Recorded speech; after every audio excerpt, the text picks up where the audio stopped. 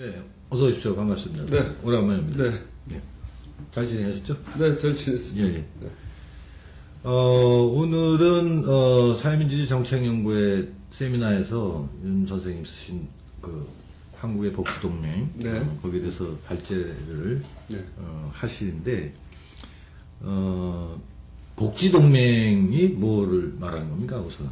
글쎄, 뭐 일반 사람들에게 좀 생소하게 들릴지 모르지만 복지 동맹이라고 할 때 일반적으로 우리가 복지 발전을 위해서 어떤 사회 내 중요한 세력들 간에 서로 연합을 하거나 힘을 합치는 것을 얘기를 합니다. 주로 네. 일반적으로는 이제 계급이나 계층들이 예. 힘을 합치는 경우를 얘기합니다.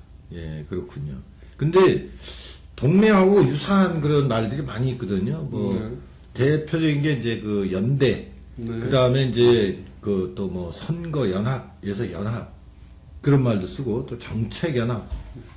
그 다음에 이제 또 이제 이 동맹의 그 이 방식을 또 뭐 일부 요즘에는 이제 뭐 단일 정당 식으로 네. 뭐 이렇게 가야 된다 이런 주장을 하기도 하는데 그 동맹이라고 하면 그러면 어떻게 다른 겁니까? 어느 정도로 이렇게 그 뭐랄까 연대의 그 이 강도라든지 이런 게 어느 정도? 지금 선생님이 말씀하신 뭐 선거연합이라든지 정책연합이라든지 또는 뭐 단일 복지를 지향하는 단일 정당 구성이라든지 뭐 제 생각에는 이런 것들이 다 어떻게 보면 넓은 의미의 복지 동맹에 해당된다라고 볼 수 있죠. 하지만 제가 이해하고 있는 복지 동맹이라고 하는 것은 이런 어떤 어떤 일 국면에 있어서의 선거라든지 어떤 특정한 정책을 관철시키기 위한 원칙이라기보다는 좀 더 중장기적으로 복지를 발전시키거나 어떤 복지 발전을 위한 기본적인 제도적 틀을 마련한다든가 네. 이런 거를 하는 데 있어서의 어떤 사회 내 주요 세력들 간의 연합, 연대 이런 것이죠. 네. 그래서 어떤 특정한 선거 국면에서 또는 특정한 어떤 복지 제도를 도입하기 위해서 일시적으로만 결합하는 것보다는 좀 더 좀 질적으로 다른 그러니까 중장기적으로 이제 그 이 그렇습니다. 세력이 이제 네. 연합하는. 예. 적어도 뭐 그렇지만은 완전히 하나라고 얘기하기는 그렇지만 그러면 동맹이라는 말을 쓸 필요가 동맹- 없으니까. 그죠? 네네. 그러니까 뭐 상당히 몇 년 이상을 이제 같이 손잡고 그렇죠. 가는. 네. 예. 알겠습니다. 그러면 우리나라에서 복지국가를 실현하기 위해서 네네. 뭐 동맹을 해야 된다, 뭐 동맹 세력이 네. 필요하다 이런 얘기를 하시는데 네. 어떤 뭐 세력이나 집단이 이 동맹의 주도 세력이 돼야 된다고 생각하십니까? 아니면 지금 현재 있다고 보십니까? 그 어떤 복지 동맹의 주도 세력은 일반적으로 이제 우리가 복지국가 역사를 보면 서구 유럽의 복지 국가의 경우에는 대체적으로 그 동맹의 주도 세력은 그 노동자 계급 또는 네. 뭐 그래서 노동자 계급이 중심이 되고 어떤 농민이라든가 또는 어떤 중산층, 화이트 칼라 이런 계층이 서로 힘을 합해서 복지를 확충해가는 예. 나라마다 이제 구체적인 사례는 다릅니다만은 네. 그런 이제 형태를 띄었었습니다. 네. 그런데 우리나라에서는 현재 어떻게 해야 되느냐? 그것은 이제 좀 저희가 아까 말씀 교과서적으로 한다면 한국에서도 어떤 그 넓은 의미의 어떤 임노동자 계급이 어떤 중심이 돼서 복지를 확충하면 좋지만 그런 부분이 오늘날 우리 현실에서 좀 쉽지 않게 지금 보여지고 있다라고 생각이 되고요. 그렇게 봤을 때 복지동맹의 주도 세력은 기본적으로는 그쪽이 중심이 되면 좋지만 그쪽이 어딜 지금 그러니까 얘기하시죠? 우리가 서구와 마찬가지로 어떤 넓은 의미의 어떤 임금 근로자라든지 어떤 광해 노동자 집단이 어떤 중심이 되면 좋지만 네. 그것이 꼭 안 될 때는 경우에 따라서는 어떤 좀 더 일부 어떤 다른 집단들이 선도할 수도 있다라고 보여집니다. 다만 그것이 제가 볼 때는 한국에서는 그렇게 지금으로서는 제가 뭐 이렇게 어느 한 집단이 주도적인 역할을 할 수 있다든가 이런 부분이 좀 그렇게 가시적으로는 보이지 않습니다. 예. 근데 지금 노동자 계급이나 노동자 집단 이렇게 얘기를 하셨는데 그 사실은 그냥 이렇게 노동자냐 아니냐 이런 수준에서 얘기를 하면은 집단이나 어떤 세력이라고 볼 수 없지 않습니까? 그래서 동맹이다 그러면은 막연하게 한국에 뭐 1000만 노동자입니까? 이 노동자들이 마치 하나의 집단처럼 움직이고 이러는 것처럼 들리기도 하는데 실제로는 아니지 않습니까? 뭐 노동조합으로 조직되어 있는 네네. 인원이라든지 예. 실질적으로 이제 그러면 지금 노동자 계급 이럴 때 그렇게 조직화되어 있는 이런 노동자들을 말하는 건가요? 일반적으로 이제 그 복지국가 발전을 얘기할 때 이제 어떤 이러한 동맹을 강조하고 어떤 계급적인 관점을 강조하는 쪽에서 뭐 선생님께서도 아실 거라 생각하는 권력자원 동원론 이론이라는 게 있습니다. 근데 그것을 이제 거기서 노동자 계급 권력자원 동원이라고 할 때 중요한 변수가 노조의 영향력, 사회적인 영향력이죠. 그 다음에 또 노조나 또는 어떤 저소득층의 어떤 지지를 상당히 받는 강력한 어떤 중도 좌파 정당의 어떤 정치력, 뭐 이런 것들을 강조하고 있습니다. 그래서 그런 것들이 강할 때 그것이 중심이 돼서 어떤 복지 동맹의 동맹을 주도적으로 이끌어간다. 뭐 이렇게 이해하시면 될 것 같습니다. 그러면은 지금 또 이제 그 노동자 계급 정당 얘기도 하셨는데 네. 조금 더 다시 구체적으로 네. 말씀을 해주시죠. 어떤 한국에 필요한 어떤 복지 동맹의 주도 세력 이게 조직화된 노동자냐 아니면 그들의 정치적인 뭐 힘을 표현해 준다고 할 수 있는 또는 의지를 대변한다고 할 수 있는 뭐 그런 이 친노동자 계급 정당이냐. 그러니까 그런 어떤 것을 봤을 때 한국에서도 어떤 저희가 제대로 좀 복지 국가가 발전하고 보다 그것이 안정적으로 발전하려면 네.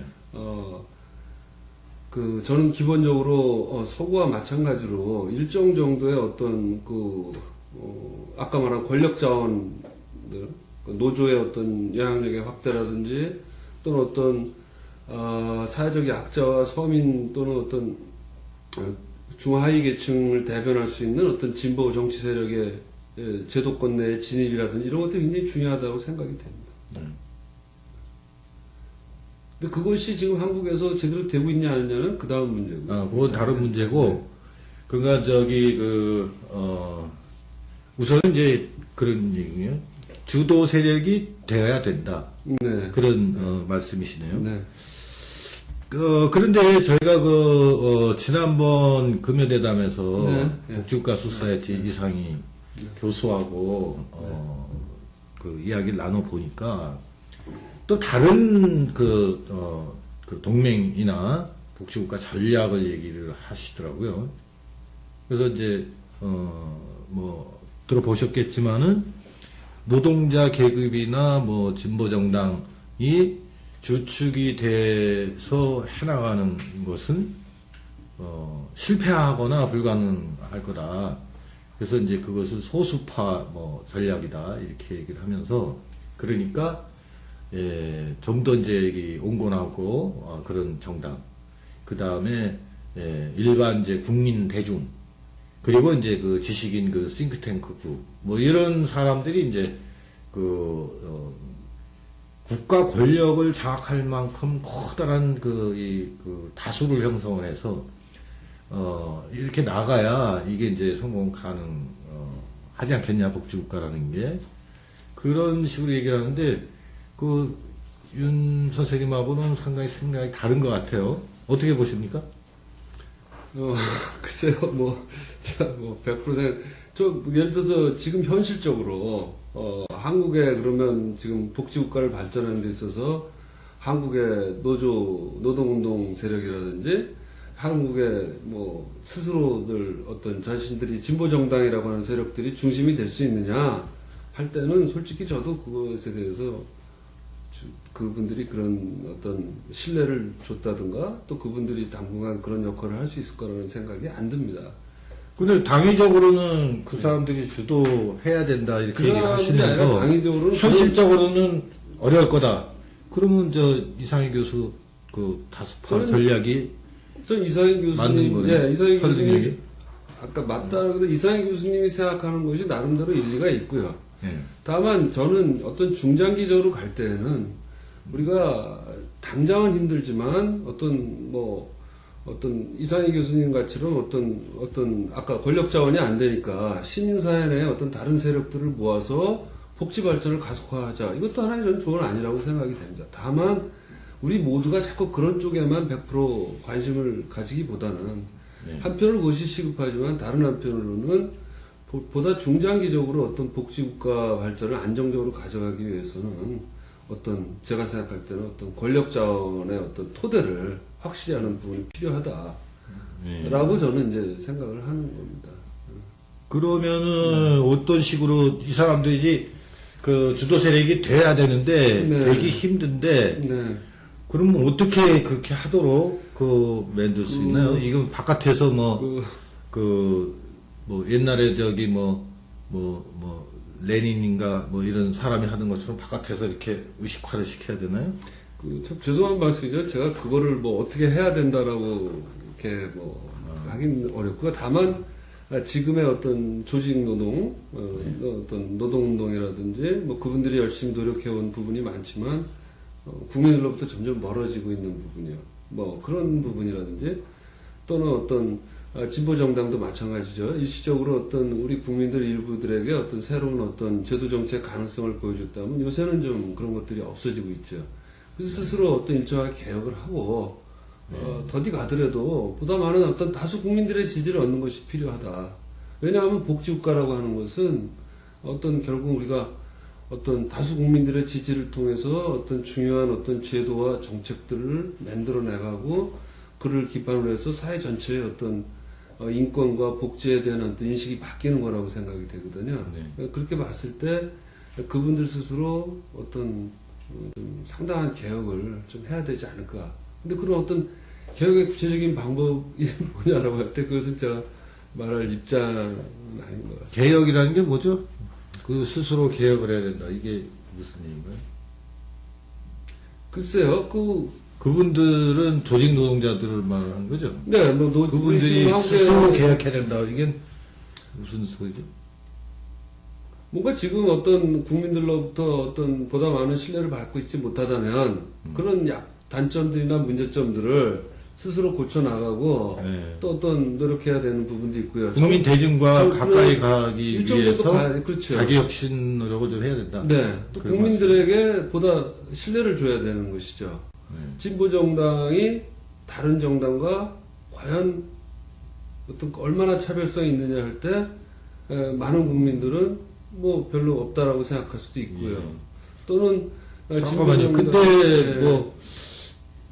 또 저 조직 노동자 얘기를 하시다가 네. 진보 정당 얘기를 하고 네. 꼭 같은 것처럼 얘기를 하시는 것 같은데 그런가요? 같은 게 아니라 제가 아까 말씀드렸지 않습니까? 권력자원 동원론에서 크게 본다면 하나는 노동운동 세력의 어떤 사회적 세력의 정도고 또 하나는 제도화된 어떤 진보 정치 세력, 네. 진보 정당이죠. 넓은 의미. 또 그런 세력들이 힘이 있느냐 없느냐의 문제라고 본다면 네. 그냥 도식적으로 본다면 한국에서 노동조합을 중심으로 본 어떤 그런 노동운동 세력과 제도 정당에 들어가 있는 뭐 민주노동당이 뭐 또는 뭐 진보신당 표방하고 있는 뭐 그런 세력들이 어떤 제도 정당에 해당되는 예라고 볼 수 있습니다. 네, 알겠습니다. 뭐 조금 쉬었다가